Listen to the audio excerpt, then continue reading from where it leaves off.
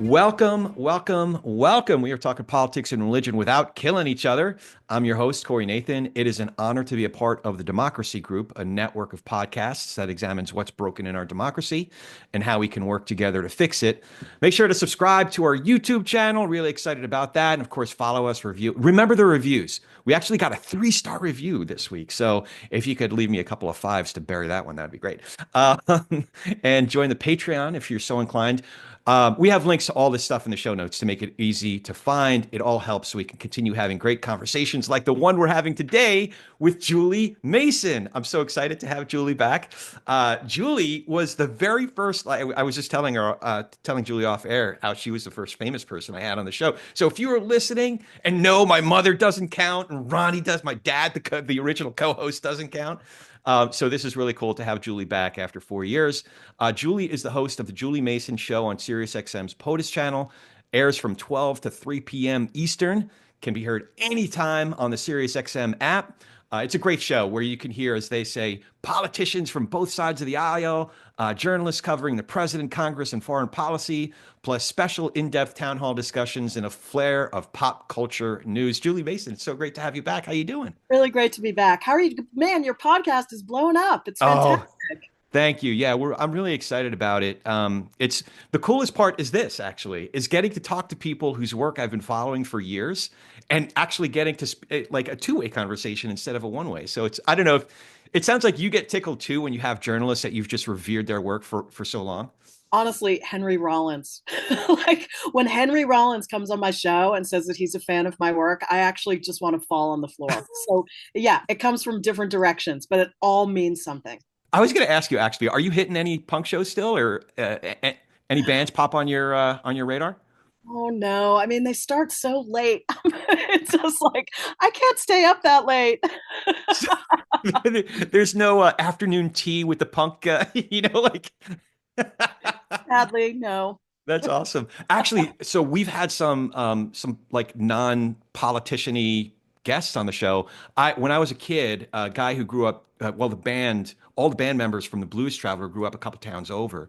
So I've been following their work for 35 years, since they started playing keggers, at high school parties. And we had John Popper, the harmonica player and singer on our show. That was really cool. We also had Larry Wilmore, who's been on your show. So we've veered out a couple times, and it's just like I said, it's such a thrill to get to talk to folks whose work you admire. It is. So are you missing the early? I asked you this before, but I want our listeners to know the whole early morning show. You were doing the nocturnal schedule for a while. Are you missing that?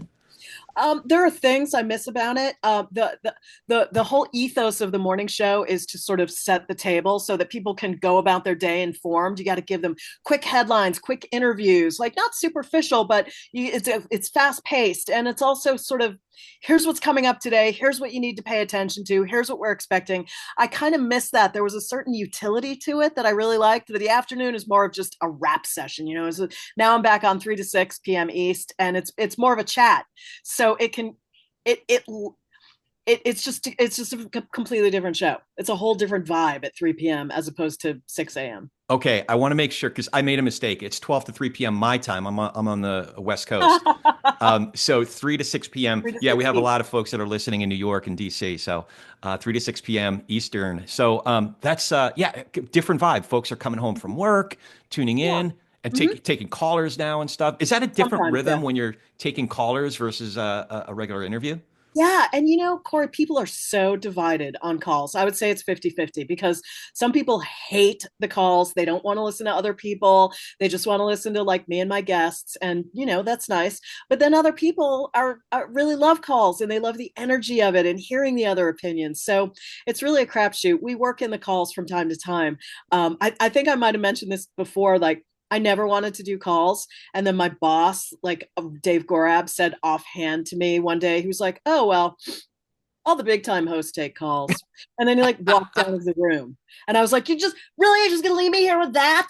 So then I had to start taking calls, and I really enjoyed it. And I find that, someone had told me early on when I first started in radio, as you know, I used to be a print reporter. When I first started in radio, you'll get the audience you deserve.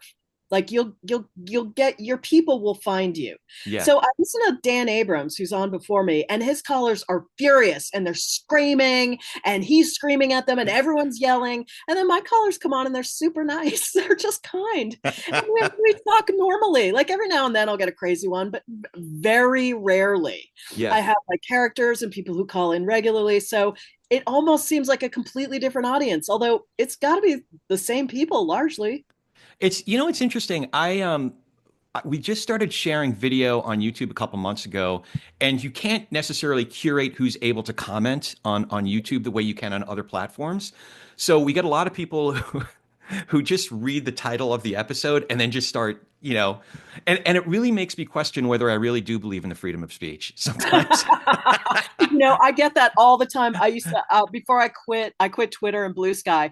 Before I did, I would post my interview links on there, and same thing. People would see it, they wouldn't listen to it, but they'd Yeah. start like arguing with the premise, and it's like, and I would just say to them, "You didn't even listen, but you want to engage me on this subject? Like, come on, that's just silly. It's just a waste of everyone's time."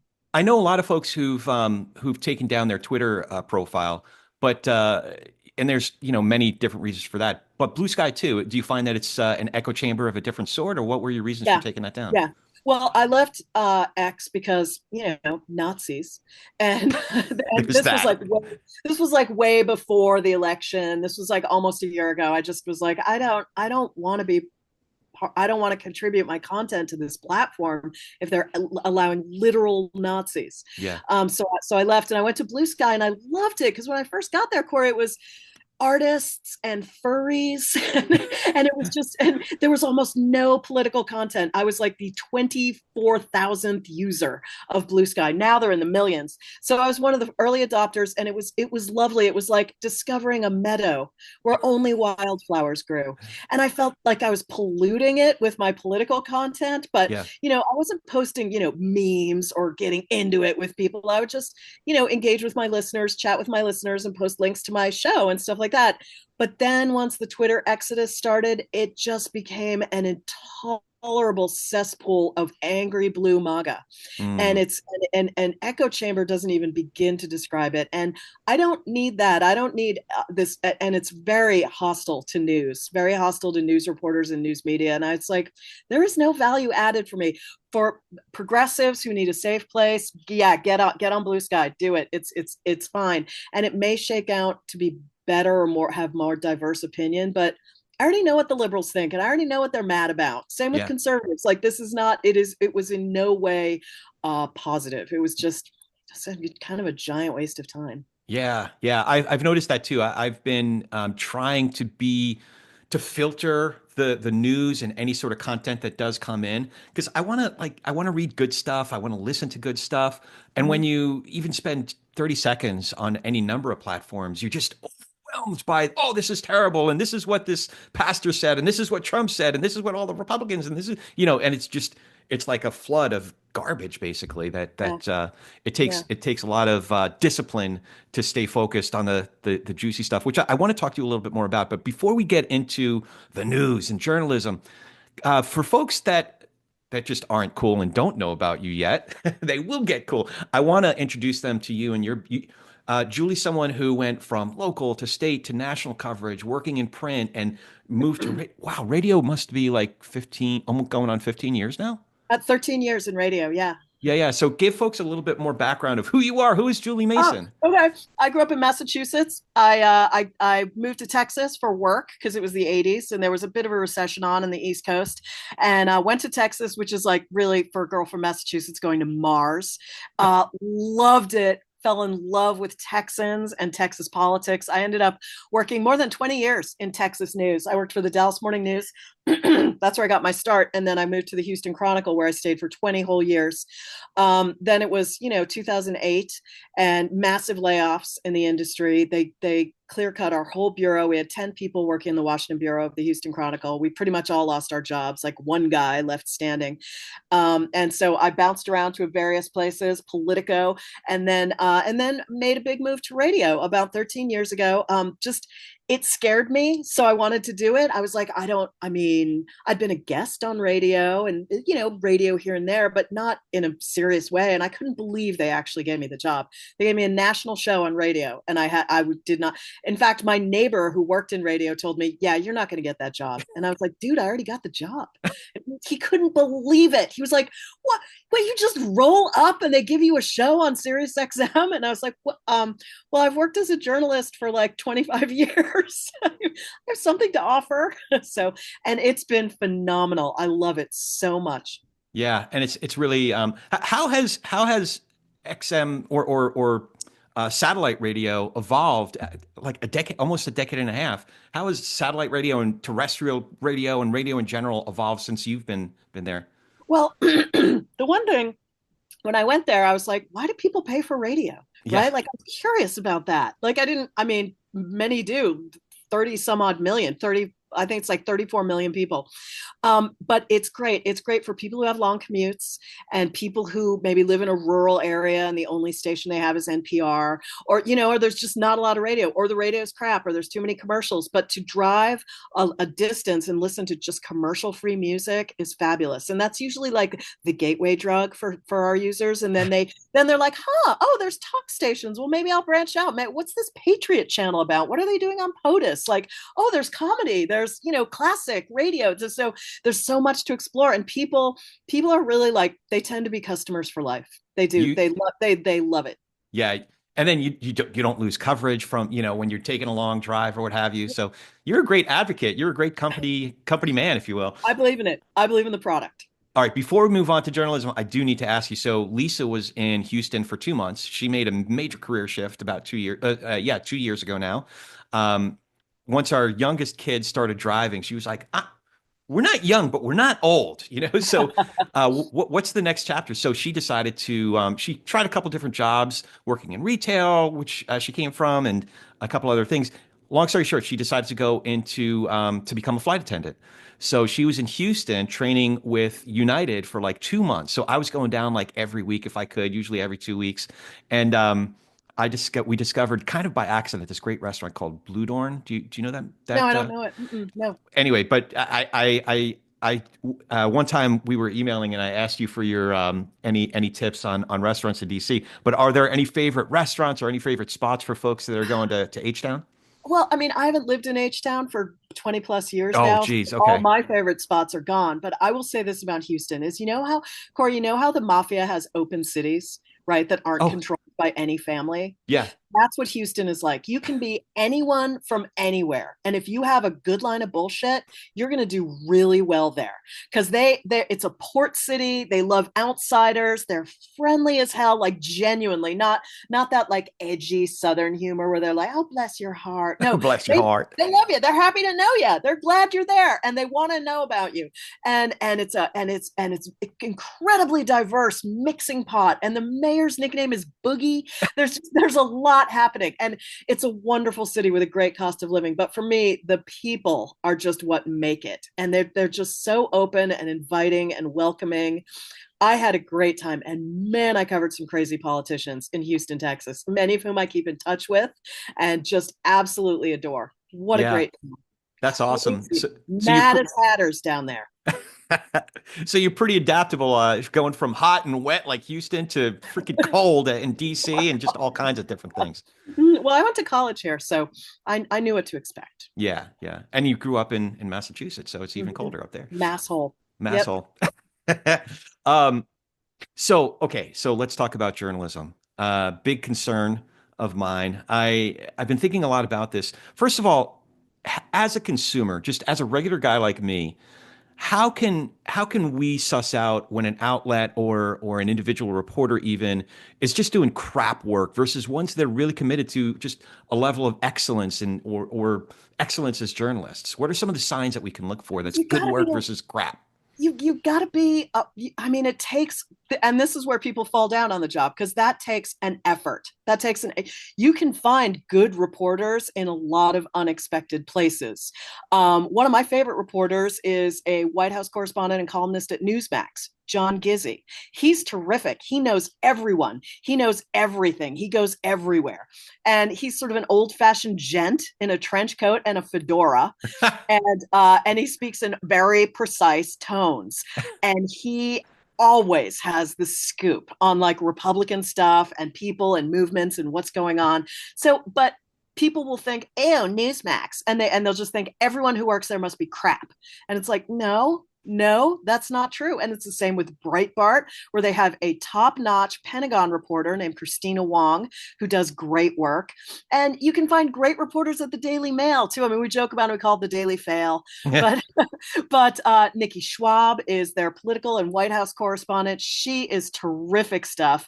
And Charlie Spearing as well, who came from Breitbart. He wrote a book about Kamala Harris. I mean, these are reporters who are doing really good work, who are not at the New York Times, may not ever get to the New York Times, but they're at places you might not think good journalism is happening, and they're doing it. So Yeah. that takes effort, and that takes digging, and people want their news to be free and easy.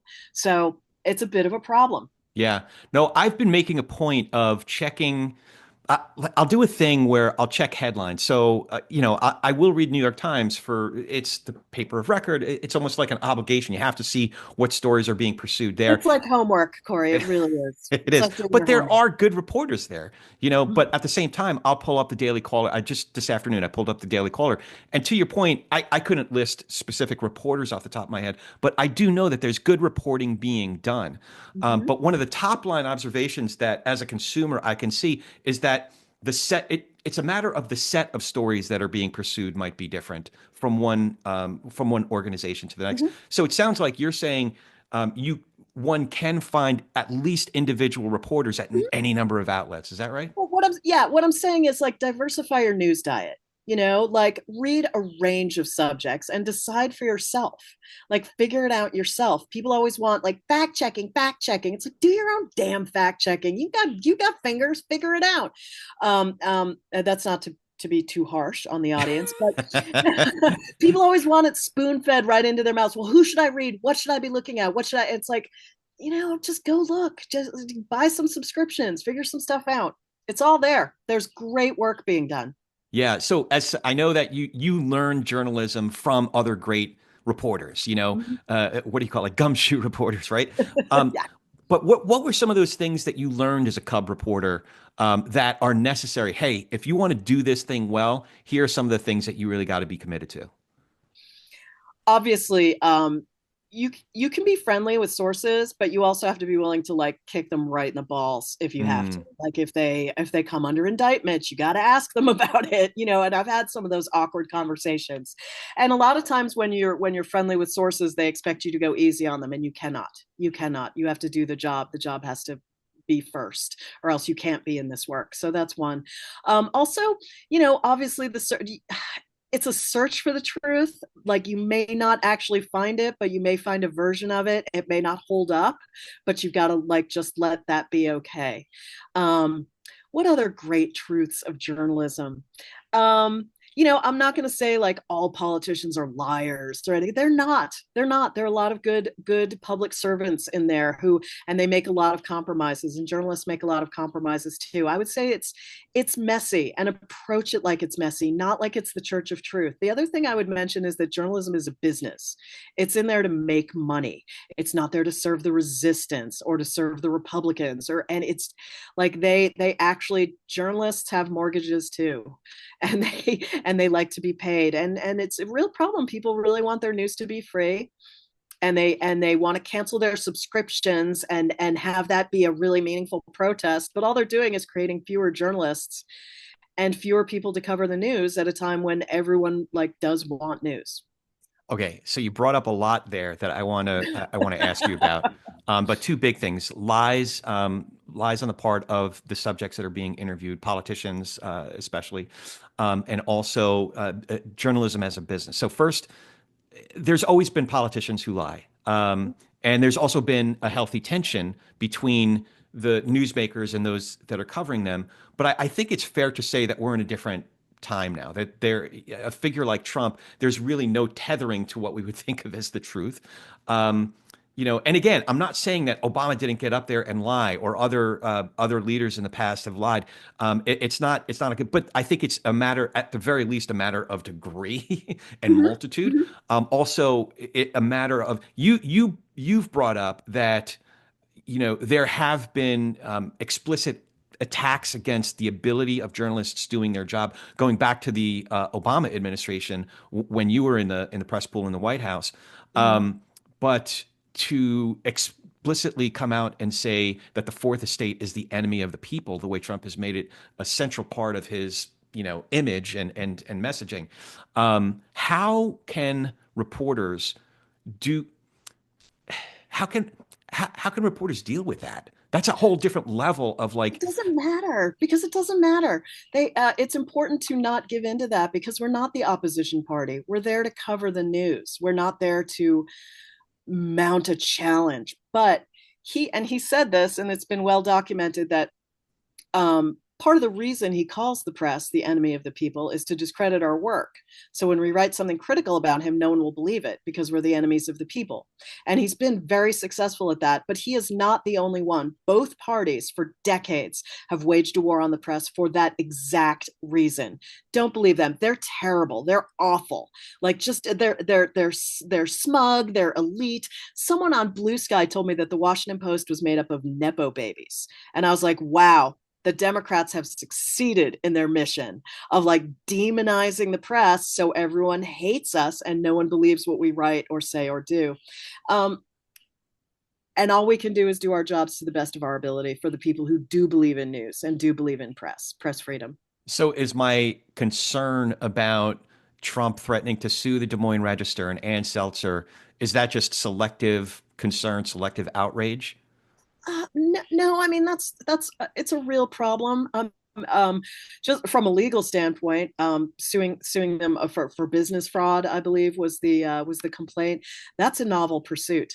And Ann Seltzer now has serious representation, and she's going to handle it. I mean, part of the problem of suing people and investigating people is it can be financially ruinous to them, Right. uh, even if they did absolutely nothing wrong. And one of the things they're doing in this administration is urging people to get like legal insurance. It's like a different kind of insurance. Like if you come under investigation or get sued, you need insurance so that you can pay for it if that day comes. And that's very interesting. Yeah, But yeah. no, I mean, but we're not the enemy of the people. It doesn't, that doesn't, honestly, that doesn't matter. And it's not worth normal people getting upset about. Right. So in terms of the lies, is there have have good reporters developed tactics or mechanisms to deal with kind of the again, it's the degree. It's like one lie after another after another. Are there ways to deal with that when you're interviewing someone? It's funny because I developed it. I developed all these habits as a print reporter, right? When someone starts lying to me, I would just stop taking notes and just stare at them. Like, and then they'd start talking sense again, and I'd start writing it down. And the problem is now I do the same thing on the radio. Like when people start like saying things, I just go silent and I don't say anything. And people get upset because they want pushback, they want an argument, they want them corrected. And it's like, nah, well, if you know what the truth is, you don't need again to have it spelled out for you. But so yeah, that's something I struggle with as well. Oftentimes I let the spin and the I just let it roll by me, and I go for the stuff that's meaningful. Politician lied is not really that important a story. I mean, I know people just really want that to be the story, but that's really not the story because there are much more important things they're working on that are the story. Okay, so that's another topic I wanted to ask you about there. So I think that the when I open up even a New York Times, for example, I think so much of it is just it's filler. It's calorie, it's too many calories and not enough real nutrients. How are there? How do you develop a better radar for what's important and what's just just tabloid crap? Oh, well, there's room for all of that, right? I mean, There is, there we don't have is. to choose. We can have both. I want broccoli We can though. have dessert. Yeah, you just want your broccoli Yeah. and some vegetable soup without any seasoning. I'm Clearly, you sorry, what was haven't. the No, question? now I know you haven't been to Blue Dorn. I mean, that's like, here's some broccoli with your gravy. What was the question? Oh, it was how do you discern between just total filler crap and I don't know, reality show versus like good stuff, like real Oh news. yeah. How many people does it affect? Hmm. Like how does this affect the ordinary person? And you always Right. have to keep that in your mind. Like, because for example, politician lied doesn't really Yeah. change anyone's lives, but tax cuts might not have enough Republican votes. That Hmm. affects people's lives. So, you've just got to like home in on what's important rather than like all there's so much time and fun for like the games and the silliness and the stupidity and all the stuff. But that's a little extra. The meat of reporting is what really affects every Americans and the world, frankly. Yeah. Yeah. And that's a good way to look at it. How many people does it actually affect? My brother too. My brother's always saying, "Don't worry, dude. At the end of the day, it's not going to affect your day-to-day life." Mhm. Which Whatever. doesn't mean that it isn't important, just that it's not worth you losing sleep about. Right, right. And it takes practice to see that and to have the muscle memory to know, like, oh, this isn't really worth me getting upset or obsessing Yeah. over. Yeah. I wanted to get back to another part of what you were talking about, journalism as a business. Hmm. Um, so, what, is there is there a business model? There's obviously a business model to feed masses of people, as the new mission statement of the Washington Post is. What do they say? What is it again? Storytelling for Yeah, the riveting storytelling for many people or something like that. Like, there's obviously a business for that, giving people stories that they want to hear or playing to their various biases. But is there a right. business model for sharing the news with the country, with masses of people? Well, that's interesting, Corey, because there's something going on in news right now, which is a complete reconsideration of how and what we cover, because obviously we're losing our audience. We're not giving the people what they want.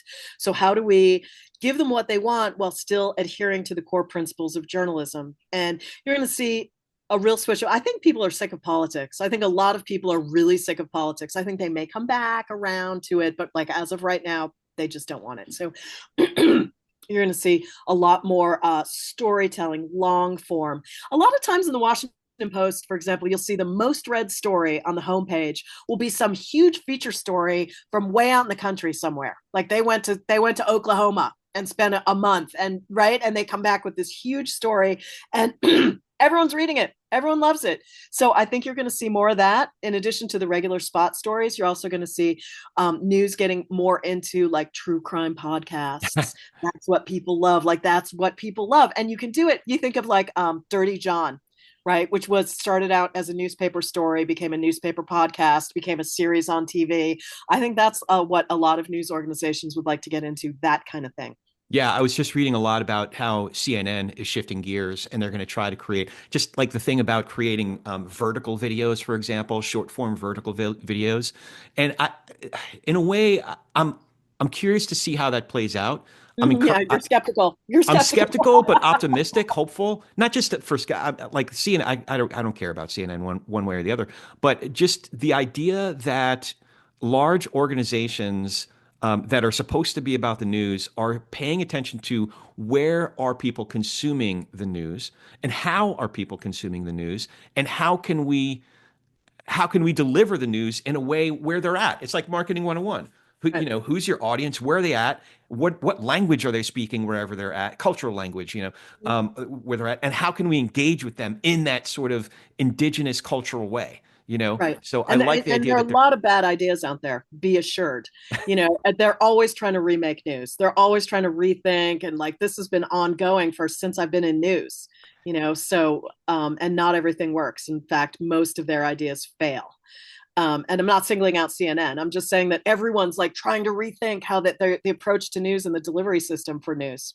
Yeah, no, I can attest to the fact that there's a lot of bad ideas. I've tried all of them. I want to ask you too about what is the role of social media companies like Meta's various platforms, or TikTok obviously is in the news these days. What is their role in disseminating the news, or is it agnostic and they're just like the roads on which the cars drive?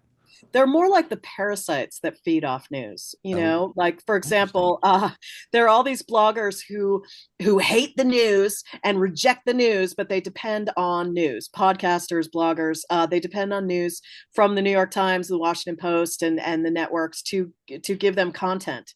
And it's they're just it's a parasitic relationship. It doesn't. I mean, news organizations have to be on social media, and that's a good thing for them to be, and you should follow them on social media. But I don't think people getting their news off TikTok is a huge problem.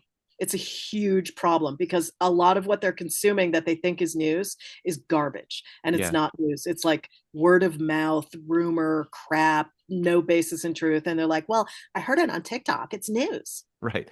Right. No. Yeah. And there's I start to get concerned about TikTok. The, the the way they're aggregating stories is part of the news itself, and who they're aggregating stories to, specific types of stories. They have, I don't know, they have too much of a stake in what people are seeing, what people are reading, what people are thinking now. So I do get concerned about that. Um, do, so do you think the social media companies are responsible ultimately for what ends up on their platform? And is there a way for them to adjudicate that, to figure out what ends up there, what ends up not, how much they're pushing it, how much they're not? I don't know. Honestly, I don't know. I heard a proposal once. It was actually a colleague of mine said that he believed that social media companies should be regulated like utilities because that's basically what they'd become. And that made a lot of sense to me. Of Yeah, course, the industry is so powerful now that they're so resistant to that it would never come to pass. yeah. I don't think there is any way to hold them responsible for the content on their platform. Um, I mean, other than what is that section? Is it section 207 or 204? Yeah, something like that. Yeah. Something like that. That does that. You're right. And until that is repealed, I just don't think there's a mechanism to do that. I think it really is still going to have to be like the Wild West. Yeah, yeah. I have I this mean, don't work. you think that? I do, but I'm kind of paying attention to. It's interesting the shift that business leaders like Zuckerberg and Jeff Bezos have made, but I'm starting to think, and I haven't thought too much about this or read too much. I've thought a lot about it, but I want to read more about it. I think they know how to operate. Like Facebook operates in Hungary, in countries with weaker democratic institutions. Mhm. Amazon operates in Hungary and Turkey, and even in China to a certain degree. I think these guys know how to operate in countries where there are weaker democratic foundations, or with weaker democratic institutions, and they're simply making business calculations. They're doing what they need to do in order to be able to continue to succeed, at least from a bottom line standpoint. Right. We might I object. Go ahead. no, where I run afoul of, I don't think people should expect Facebook or Instagram or TikTok or whatever to have the same standards as news, right? But well, we need fact checking and we need, no, it's Facebook. You don't, and I don't think people should expect that Right. from those companies. And people do expect them to operate like news organizations, and they get upset when they. I'm sorry, my dog I noticed. Yeah. Is that is so? What kind of dog do you have? an Australian cattle dog. Oh, Yeah, his name is Diego, and he's Diego. I love it. Diego and Fuego. Yeah, he's very needy. He's very needy. So he's been down here crying because I'm Oh, not talking to him. okay. All right. Sorry. So it sounds like I hear you coming back to certain themes, that the responsibility, we have our own responsibility to be more informed, engaged consumers of the news. Is that right? Yeah, to be savvier and not in the way people think. People think being news savvy is saying, "I hate the news. I don't trust it. They don't serve me." That's not savvy. What's Yeah. savvy is like having a discerning mind, and following following an issue or a person or a politician and keeping up with them and knowing what the new developments are and being able to say, that doesn't sound quite right to me. Let me Google that and find a reliable source that knows the truth, not AI, which is still, which I think is quite unreliable. But yeah, I think and I think people, my listeners hate it when I say this, but I think people abdicate their responsibility and push it off on others. They want, they want debates, but they want live fact checking. It's like, well, while you're watching a debate, why don't you fact check yourself? Like, look something up, read something. I have a friend at one of the networks who was always shouting, read something. Yeah. It also sounds like another theme that you've repeated in a couple different ways so far is that news organizations and certainly other businesses, other companies like social media companies are not advocates for one side or another. No, no, Yeah, no, and they must not be. right. I mean, okay, there is a place for partisan media. There absolutely is. There is room in the universe for Fox News and Newsmax and HuffPost and you know what I mean, and MSNBC. But there's also the New York Times and the Washington Post and the Wall Street Journal and like your regional newspaper that do good work and should be acknowledged. Yeah, yeah. I get that, and I tend to align with that, with those principles. However, I do think that there are some stories.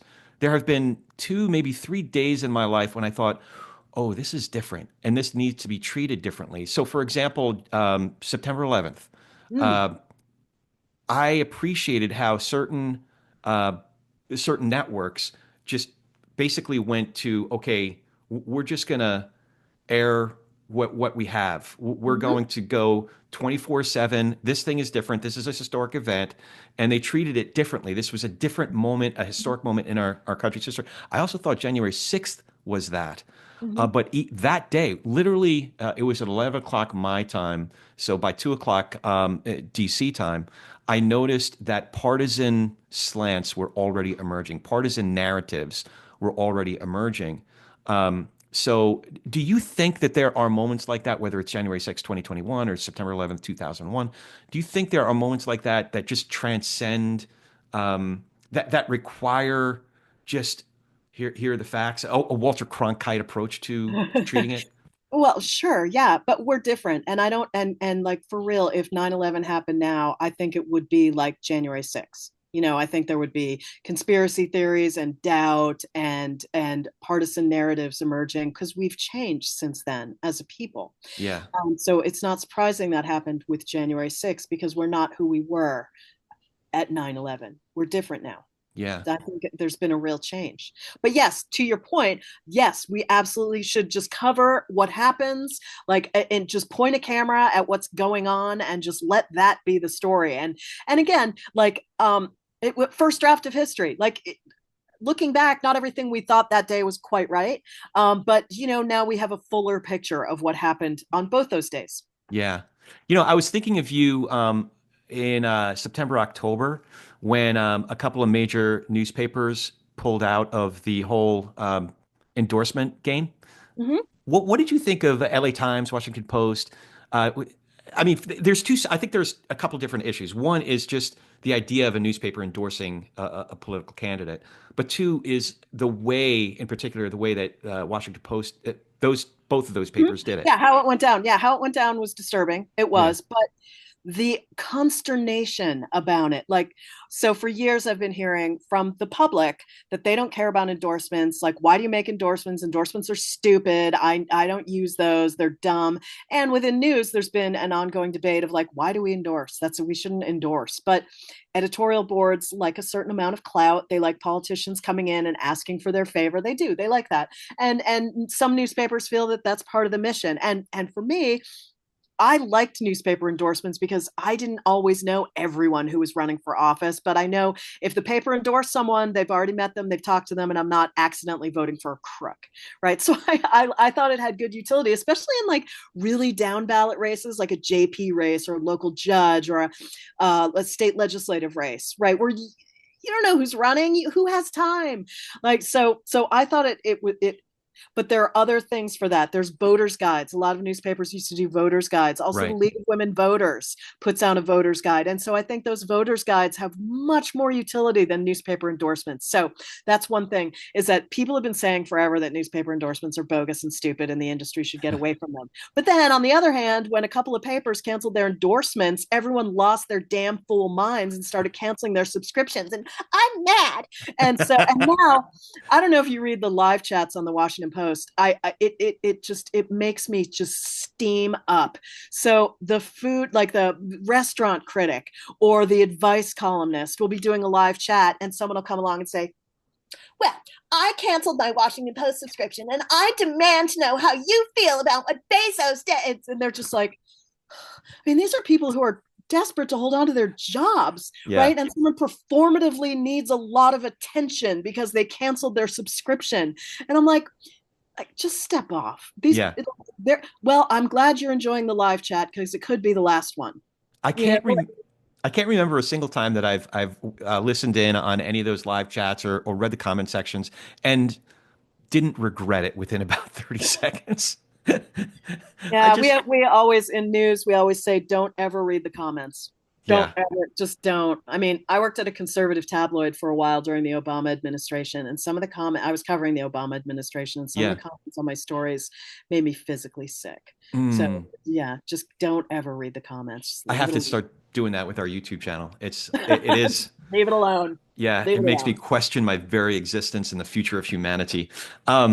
So speaking of the future of humanity, where do you think things are going? We touch upon it a little bit earlier, but you're someone who, as mentioned before, from print to radio, local, state, national, like, do you have any prognostications on where you think the news business is going, how it's Well, evolving? there's something going on with the press right now that I wanted to mention to you, and it's very interesting because a lot of people with Trump coming back in, people were asking us weird questions like, "Are you excited? Like, are you worried? Like, what's the thing?"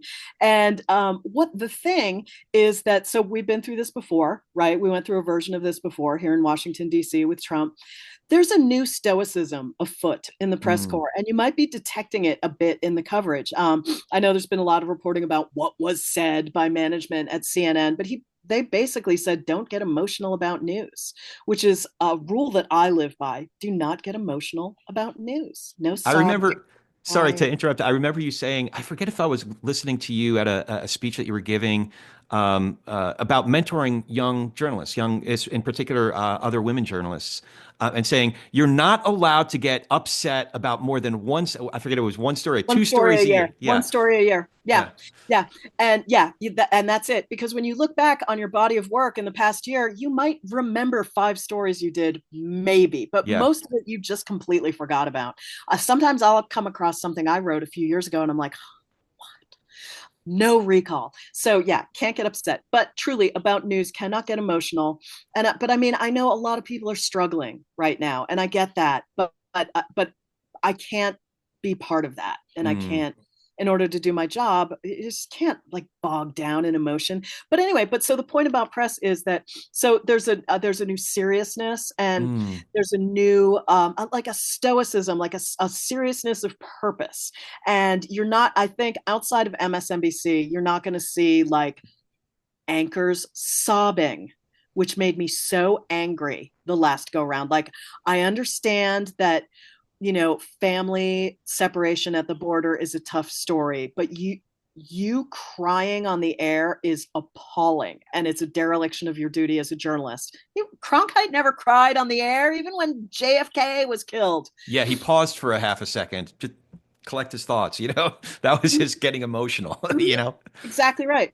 So that's the thing, is like there is like shoulder to the wheel. Like, we know there's going to be long days, crazy days when there's so much news that you actually feel like you cannot mentally process it. And there's going to, he gets up really early in the morning, he goes to bed at night, and that whole day is a news day. And weekends are going to be full of news, and it's just going to be a grind. And so there's this sense of like putting on your big girl pants and being serious about the news and just getting it done without a lot of there's not there's just I just don't think there's going to be a lot of that.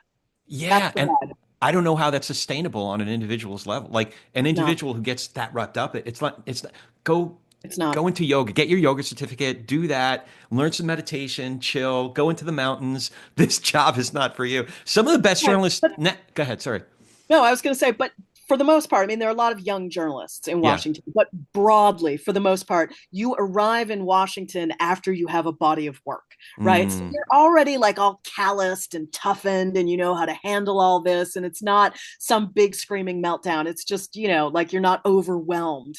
You just go about the work. But there's a recommitment to that ethos of just like, stoic seriousness and getting the work done and conveying to people, like parsing, because there's so much, like what do they need to know. I leave so much on the floor that like I'm like, you know what, they don't need, like, if they want to find out they can find it out, but it's not important right now. Like yeah. here's what's important right now, what you need to know. So that's a really important skill to have. So in radio, it sounds like you depend on your producers to help you stay focused on true north, right? Editors in print journalism. What are it also sounds like you really appreciate your time learning the profession, learning the job, right? The fact that you started in local and then state before going national and before you ended up in DC. That by the time you were there, you were ready to be there. You were well trained to be there.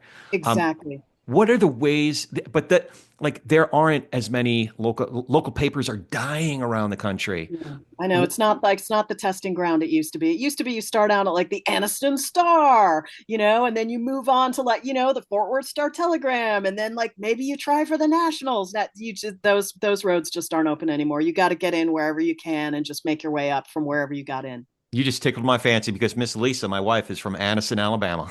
So That legendarily great paper. yeah, yeah. Yeah. I Granny Mac to her dying day, may she rest in peace. She had the Aniston Star on her kitchen table, ready to go with her coffee. That's Um, great. yeah. So I got to ask you the TPNR question. What do you think each of us can do to be able to share space with, have better conversations with, perhaps even nurture relationships with people across our differences? So it's people who, have different backgrounds and beliefs than we do, but who get their news from different sources than we do. How can we do better at talking politics and religion without killing each other, or is it even possible? Of course it's possible. It's completely possible. They do it in Congress every day. Mm, They do it without anger. They do it without hate. So you got to put down your weapons. You can't be so determined to have your viewpoint prevail. You have to, like, find the humanity in the other person. And I hear this from so many people who had a conversation with someone they thought they really disagreed with and found them to just be fine and neighborly, and maybe just avoid the points of friction that you don't want to talk about. You don't have to cover everything, but yeah, get along, work it out. It's entirely possible. That's a really huge uncovered story in Congress and something I really feature on my show, which is, for the most part, they're all working together. yeah. Like all these bills are bipartisan. They're all working on like the big, huge things, yeah, iffy, but they're all working on these pet projects that they love, that they care about, and they got someone from the other party to go along, and they're really excited about it. And if they can do it, why can't we?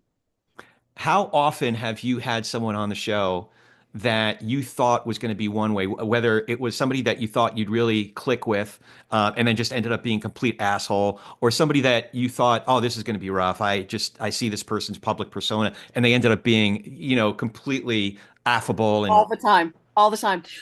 Chris Christie's office reached out to me. I had had no dealings with him. I had only observed him a la distance as a yeah, governor to like that I didn't want to tangle with.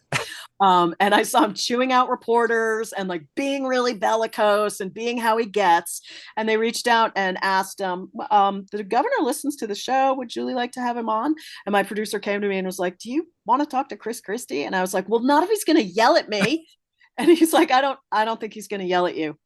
He turned out to be a revelation of he Corey, of all the politicians I've covered, which I'm now in my 40th year of journalism. no, you're not. Yes, I know, it's crazy. He is the best listener.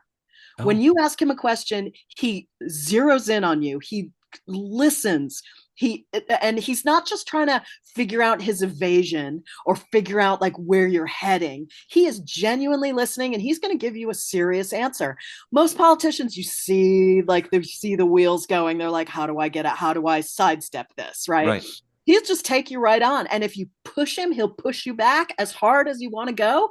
But for the most part, lovely, thoughtful, smart, a delightful gentleman. I'm here to sing the praises of Chris Christie. Awesome. Awesome.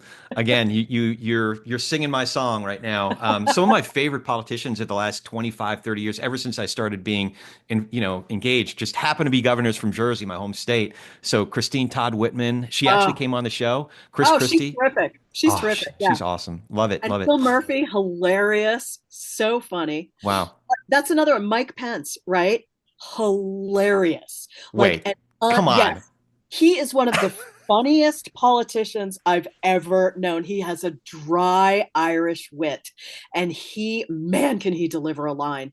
He's had me doubled over it, and I've made him laugh a couple times too. Yeah, who knew? Mike Pence, king of hilarity. That's the thing. Like a lot of these guys have some surprises for you. You know, they, All they right. they're not what you think. You're stretching me now. I'll believe it when I see it. Now I really am skeptical, but I'll take your word for it until further notice. Do you have any questions for me? How are you doing? Oh, thank you. Yeah, so quick update here. We were in the way of the Hughes fire that broke out. We're recording this on Thursday, the 23rd. Oh, crap. I got to call my niece. It's her birthday today. Call your niece. Thank you. I just remembered because I almost had to record this episode from my niece's bedroom. And my She's brother, probably cleaning it up, expecting you. right, Where is right. he? Yeah, my brother put us up last night because we were part of the evacuations. Um, we literally saw the fires. It couldn't have been more than a football field's distance away.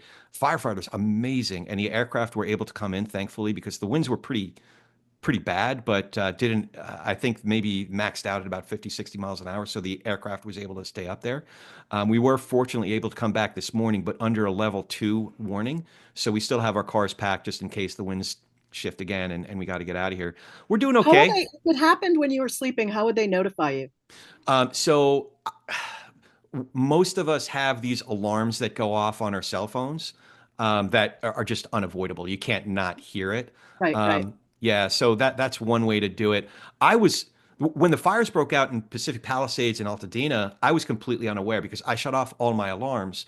But I did note I was up that night before because I knew I haven't been watching as much news. Here's my confession. I just haven't been watching as much news. To your point, I'm probably reflective of a lot of folks, the way things are trending now. I've been listening to a lot more sports than politics these days. Mhm. But I did note in the middle of the night that the night before the fires really started breaking out, that the winds were so severe that our house was literally moving in the wind. Our house Oh was my moving to the gosh. degree that I'd only felt in earthquakes that we've been in out here. And then I woke up the Were you next morning. scared? What's that? Were you scared? I wasn't. I wasn't because it's kind of like it's kind of it's kind of like it is what it is. Like Mhm. it's like kind of riding a wave. Mhm. Sometimes some are bigger than others, and it might like come over the top. But it just you're and I've developed a habit of like just kind of staying in that moment and like riding out whatever it is, and having a set of levers that I can pull, people that I can call. Like in the case, once I knew the fires were happening here, and it was literally like it all happened within a half hour from the moment that somebody texted me about the ones here yesterday, to the moment that we left. It was literally about a half hour because Wow. it just happened so fast. These fires progressed so quickly. So one of the first things I did was I happen to live next door to a cop, a guy who works for the sheriff's department out here. I knocked on his door. Hey, Jess, are you hearing anything about these fires? Is it something I should be concerned about? Oh, yeah, yeah. Winds are pretty bad. And, he looks up in the sky. I don't like the way those winds are going. And then next thing we know, we're getting alerts from there's a couple of apps that you can tune into to see what the seriousness of it. So literally within a half hour, we packed up and on the way to my brother's house. I'm glad you're okay. I'm back in your house. It's Yeah. scary. It's Yeah. terrifying. Yeah. Yeah. Yeah. Every day is an adventure, but thanks for asking. We're okay for now and holding steady. Thanks for Good. asking. Good, good. So Governors Association, so Chris, you're getting to interview a whole bunch of governors coming up. What's I happening? love governors. I love governors. I love governors and mayors, right? Okay. Executive office holders. They Yeah. they have there's something to them. Yeah. So I go to the governors association have their annual meeting, right? And they get together and they get real bipartisan with it. And the thing is, with governors and mayors, they're all dealing with the same stuff. They're dealing with housing crises, homeless crises, Medicaid and Medicare. They're like it's all the same, and they get very bipartisan. Governors are a little more partisan than mayors. Anyway, so yeah, and I do 2 Democrats and 2 Republicans, and we all just have a big conversation. I'm really excited about it. It's coming up next month. It's going to be really fun. Oh, that's great. That's great. And then in general, you have the show 3 to 6 on East Coast, 12 to 3 West Coast, SiriusXM POTUS channel, and the app. We can get you through the SiriusXM app. How else can folks find you? How and follow all the great work that you're doing. Well, I mean, I'm off Twitter and Blue Sky, so I'm Yeah. a little harder to find these days, a little more elusive. But I am on Facebook, and my profile is open if people want to check it out. I have pictures from the recent White House Christmas party, which Trump doesn't do that for the press, but Biden did one last push for the press corps. Yeah. It was a nice time. So yeah, people can find me there. Facebook, Julie Mason. I was digging into YouTube too, and I found a little video. It has to be about 10, maybe 15 years ago, where you were getting ready for the nerd prom. Remember that video that you did? And I was right, and I was like, well, "This does this make my boobs look big?" And like that's the clip everyone remembers. That's great. That's Yeah, great. So yeah. we covered a lot. Is there anything important we haven't discussed you wanna add? I hope people re-engage with the news. I understand, and I tell my listeners all the time, if you start to feel like you're getting too anxious, you're getting too worked up, take a news break. It'll all be here when you need it, right? But I feel like half the country right now is taking a news break, and I hope they come back because this industry needs your support. It really does. I mean, we're about to have massive layoffs across so many different companies, and that's because people just are tuned out of news, and you might miss it when it's gone. So think about that. Think about the investment in news. Do you have to subscribe to everything, but subscribe to a few things that you like and stick with them and do your part to help the industry. Like, please. So one way I've started to crawl my way back into news consumption is Substack. I Yeah. haven't been a Substack consumer up until the last couple months, but I found a number of folks to follow. Mike Madrid's Substack, Great Transfer. Is it Great Transfer? I forgot the name of it. I'll have to put it in the show notes to make sure that folks find it. But I'm finding several now. Jen Rubin started something with Lawrence Mhm. Tribe. The Uh, contrarian. the Mhm. Contrarian, yeah. So there's any number of ones that I follow there. Are you? So it sounds like you're on Substack as well. Oh yeah, I love Substack. Oliver Darcy has a great one. Tom LoBianco has a fantastic one called 24 Sight. Okay. And then of course the Bulwark guys and all that. Yeah, there's just great content there. Love it. Love it. Julie, this was great. I'm so glad that we got to catch up again. Thanks so much for Thanks so doing much it. for inviting me. I really appreciate it. You bet. And I hope we get to hang out in person. I'm going to be in DC in May with the Democracy Group, so I'll give you the heads Oh, up and maybe. fantastic. Yeah, you got to come in studio. Oh, talk about a nerd like that. I don't know. I don't know if I'll be able to like. That's great. Thank you so much. I'll let you know when we're coming out. I definitely want to finally buy you a drink or something. I owe you at least that next time I'm in town. So thanks again for All doing right. this. All Thank right. you. And as always, if you dig what we're doing here, remember to follow this show, write that review, and now you can watch these conversations on YouTube and support us on Patreon. It's youtube.com/@politicsandreligion and patreon.com/politicsandreligion. Check them all out, subscribe, get some TPNR swag. Your support really does make a difference. So thank you for all of it. Now go talk some politics and religion with gentleness and respect. Have a great one.